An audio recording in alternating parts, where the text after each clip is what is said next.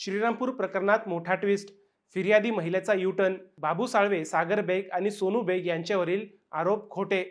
श्रीरामपूरमधील कथित बलात्कार आणि धमकी प्रकरणाने आता वेगळेच वळण घेतले आहे. 25 वर्षीय महिलेच्या नावाने बाबू साळवे, सागर बेग आणि सोनू बेग यांच्या विरोधात गंभीर आरोपांची फिर्याद दाखल झाली होती.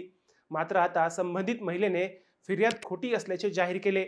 फिर्यादीने सांगितल्याप्रमाणे 21 तारखेला प्रकाश चित्ते आणि रवी पाटील यांनी तिला व्हॉट्सअप कॉल केला.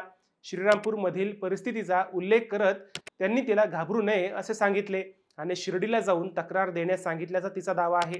तसेच शिर्डी येथे आपण केवळ बाबू साळवे यांना इशारा द्यावा अशी तक्रार केली. मात्र नंतर बातमी पाहिल्यानंतर तिच्या नावाने गंभीर आरोपांची फिर्याद झाल्याचे समजल्याचे फिर्यादीचे म्हणणे आहे. 23 तारखेला तिने संबंधितांना भेटून हे आरोप खोटे असल्याचे सांगितले आणि सागर बेग आणि बाबू साळवे यांच्याविषयीच्या आरोपांमध्ये आपली भूमिका नसल्याचेही ती स्पष्ट करते. यामुळे आता पोलीस आणि चित्ते काय स्पष्टीकरण देतात हे पाहण्यासारखे राहणार आहे.